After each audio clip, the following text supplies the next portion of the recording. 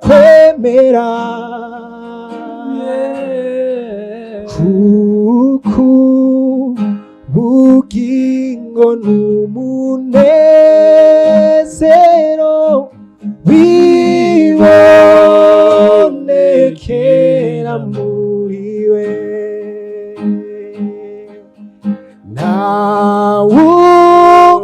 Datari Yesu yomba ntarindi zina no kwemera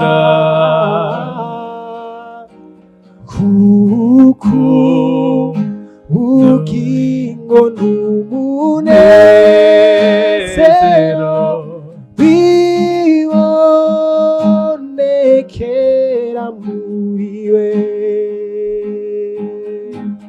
Nzoririmba igitangaza Yesu umwami yakoze, ndi kumwe nabo mw'ijuru imbere yayantewe. Nzoririmba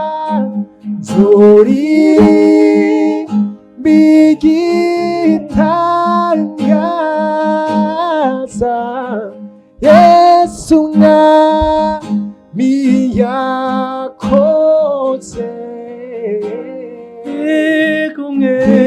kumwe abo mw'ijuru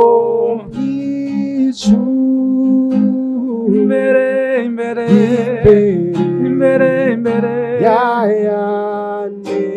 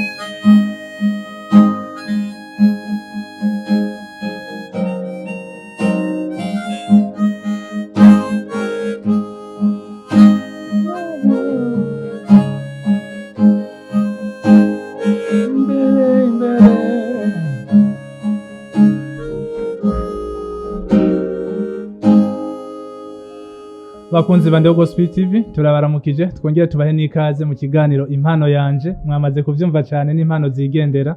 Uno munsi twagendewe n'umutumire ari we Bonheur. Karibu cyane. Murakoze. Yego ndaramukije abariko baradukurikirana mwese kuri Ndiho Gospel TV.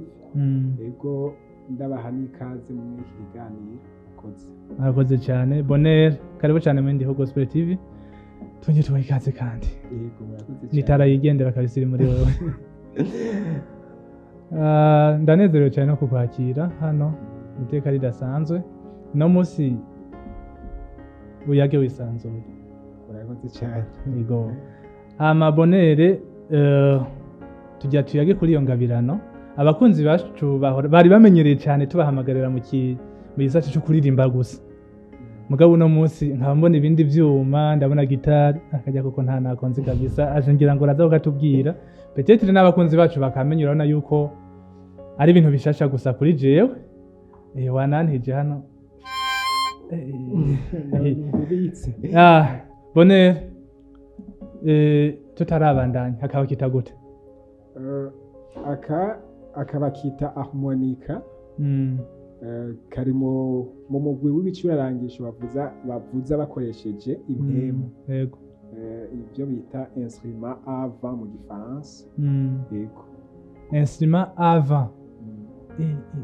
Umva ndiko ndaraba ngaho ndabona ko ari bwinshi. Na manote yose agize buno buntu canke ni bwinshi nko mubibona. Ubu uko bukoze burafise imigwi, hariho ubwo bita chromatique gashobora abavuza umuziki basha bavyumva yuko gafise transpose, ni ukuvuga urashobora guhindura note ukaja mu yindi. Ariko ubu bita diatonique buba bukoreye muri note imwe, ni ukuvuga ry'amanota bize do re mi fa sol, ni ukuvuga kamwe kose kaba gafise note gakoreyemo. Rero nico gituma cankoresha nkaga gafise ni note iyi ufise ni do. Wow. Mbe Bonere, ibi bintu wabitanguye ryari? Ibi bintu nabitanguye muri mu mwaka wa 2021 2021 niho natanguye kukavuza nk'igicurarangisho. Ubwa mbere nari ndagafise mugabo nakavuza nyene kugira ngo ndyoherwe gusa nabifata au sérieux. Mugabo 2021 niho natanguye kukavuza nk'igicurarangisho c'umuziki. Vyakujemo gute kugira yumve kano kantu, kuko nta bandi bantu ndakabona ngaha mu Burundi vraiment? Kuri jewe sinzi ko hariho n'abandi natanga ukabonera kuri wewe. Bon, nibaza ko n'ababuvuza nyene barabuvuza mu kwiryohera nkuko naje nabivuze ubwa mbere. Mugabo sindabona benshi bakavuza nka instrument y'umuziki. Je rero ukuntu vyanjemwo nari ndagafise, hanyuma nari nsanzwe nkunda kundirimba, nkongera nkavuza gitari. Narakunda umuziki mu yandi majambo. Nca ndabona muri concert abantu bariko barakavuza muri concert. Ndakabonye rero nca ndabona yuko ari igicurarangisho bashobora kuvuza kandi no mu bintu bikomeye nk'ivyo. Nca ntangura rero kugira umwete wo kurondera kumviriza ko nanje nogerageza kuvuza indirimbo. Nkaza ndabigira hamwe bikanka, mugabo nkumva ko biriko biraza. Hanyuma canja no kuri YouTube ndaza ndaraba harimwo amavideo menshi y'abantu basanzwe babuvuza. Nza ndarabirako numvirizako nanje cantera imbere. Egera microphone gatoya. Cantera ndabimenya uko nyene, nta muntu yanyigishije, gusa naragerageje uko nshoboye nza ndasubiramwo indirimbo uko naza ndasubiramwo biza biraza. Nyine birafasire nyine, urumva ko uvuza indirimbo yose ukayiheza? Yego, indirimbo yose ubu ndayizi ukuntu igenda, nta kibazo ubu ndashobora kuyivuza. Abakunzi bande wa Gospel TV, muze twige iyi n'ingabire idasanzwe. Nane hama ubwo buntu nk'aba bukeneye baburonka gute? Kuko ndabizi hari abivyifuza kubimenya kandi bagashaka no kuvyiga, ariko ntibaronke bavyiga, baburonka gute? Buragoye ubukuronka, sinavuga ngo biroroshe kubera ko ni mpaka ugire commande yari cyangwa uronke nk'ushobora kubukuzanira gukuye hanze, kubera ko mu Burundi nta magazine nimwe budandaza. Hariho ubwo bashobora kuronka ari uwigira ko kwigira ko gusa katari original. Nko muri Agora urashobora kukaronka, bugurwa mu ma 30,000 uko. Bubari bwo buba ari bunini mugabo ntisubo original. Keneye rero akameze neza ni mpaka utume hanze. Ubwo rero uca bugurwa ngahe? Biravana n'akariko. Nkaho buba buva muri bugurwa hagati yo kuva kuri 25 euro kuduga. Hari n'ubwo usanga bushitsa n'ijana. 100 euro. Twe no kuvuga nuko tubuzi nk'ubuntu bw'ubujuwe bw'abana. Mugabo bandi bo babazungu bo barazi ko ni ibintu birimwe amahera go bemvestisamwe amahera menshi, usanga bizimvye cyane ku buryo bivanye na marke yako kamera. Nanje niko vyiga. Jeho kuki. Bonere, kahise kawe mu muziki kifashe gute? Kahise kanje jewe vraiment natanguye umuziki nkuze. Kubera ko muri Sunday school jewe naraja gusenga gusa sinigeze ndirimbayo. Natanguye umuziki ndi muri secondaire. Nararirimba muri chorale kubera niga muri internat. Nararirimba muri chorale bisanzwe nyene, ntabifise nk'umuntu nyene, ntavuga ngo nzogira umunyamuziki cyane iki, navuga ati nje kuririmba gusa kubera ko nk'abandi.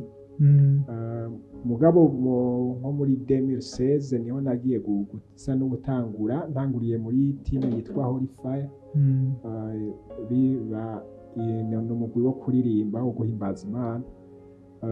Nca ntera ndabikunda ndatangura kwiga gitari acoustique, piano ndiga. Mbe Holy Fire ntihori Karusi?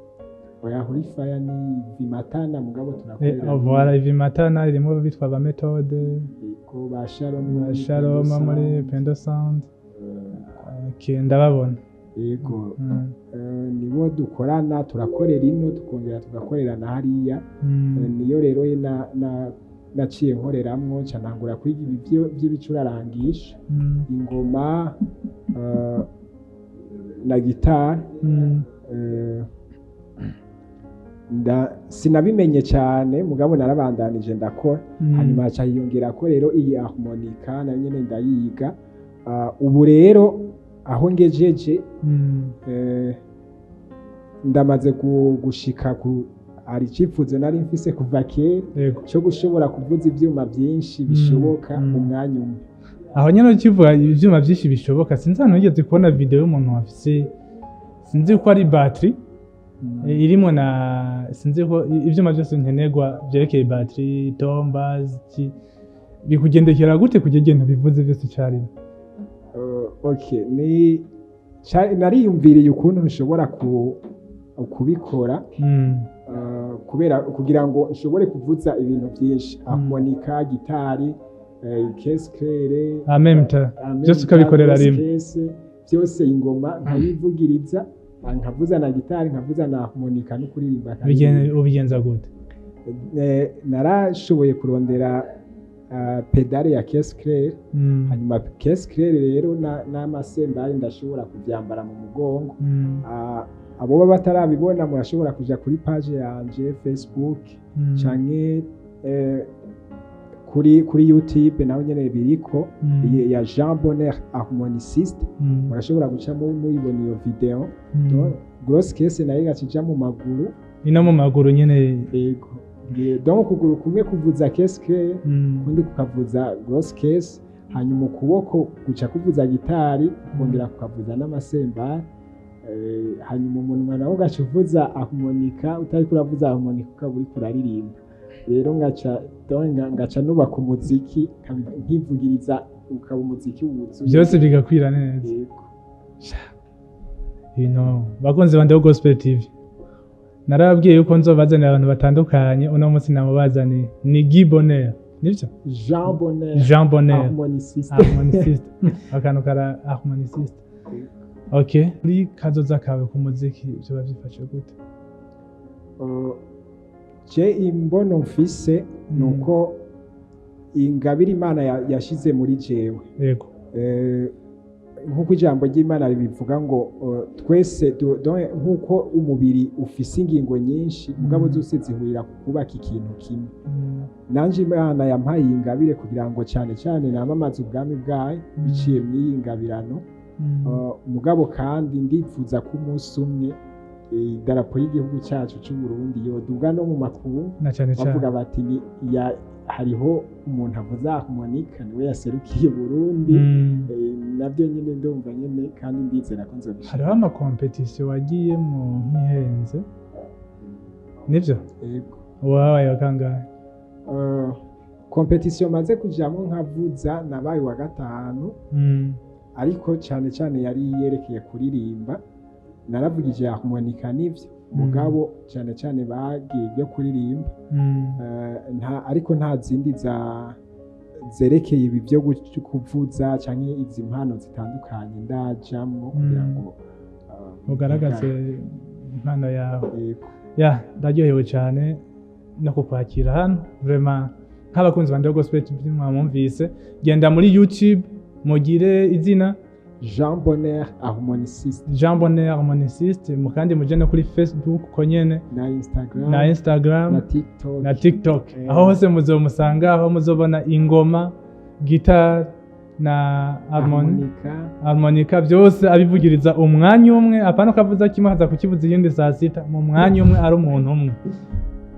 Niteka ridasanzwe vraiment. ivyo bintu ni ingabirano idasanzwe, Ego, Imana si bose bayifise kandi kuhaje cyane. merci. Yego, turangiza niki ubwiye abakunzi ba Ndeho Gospel TV Uburundi ndetse n'abakunzi b'umuziki muri rusange? Ico nobabwira nuko cane cane ni ugushimira d'abord abantera intege mu makomantere canke abo duhura bakantera intege n'ubundi wese umwe wese. Ikindi ni ukubahimiriza cane cane gushigikira abanyempano. Mu Burundi hari abantu bafise impano zitandukanye kandi nyinshi zogirira akamaro Burundi. Rero nsaba umuntu wese gushigikira uko mu buryo bwose ashoboye. Umuntu ariko aragaragaza impano yiwe bakamushigikira. Hari usanga mu banyempano batinya kuzigaragaza kuko abantu baca bababona umenga badendebukiwe canke ntibari seri kuko je na jewe ndabitangura hari benshi babibona nk'uko umenga ni ibintu by'abana, ivyo bintu by'abana urikuragira rikura finata cyane. Ariko icanteye gukomeza nuko nari mfise vision, naravuga ati uko biri kose ndafise igituma ndiko ndakora ibi bintu, ndafise aho ngomba gushika kuzobishikana. Rero ico nico canteye intege.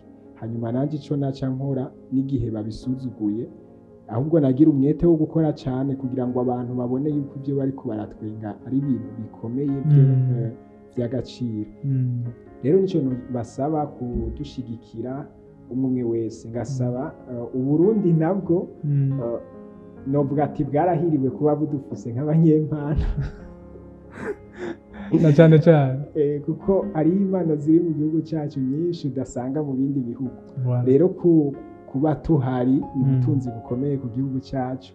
Rero igihugu cyacu baba abarongozi bacu n'abandi bajejwe ibi by'imico n'akaranga, ni byiza yuko bashigikirana bariya bataramenyekana cyane, bakagerageza kurondera n'ingabire zinyegeje mu bana b'u Burundi kugira ngo zibe izo guteza imbere igihugu. Nuko munyemerere bakunzi ba Ndeho Gospel TV tubashimire umwanya mwiza amasha udukurikirana.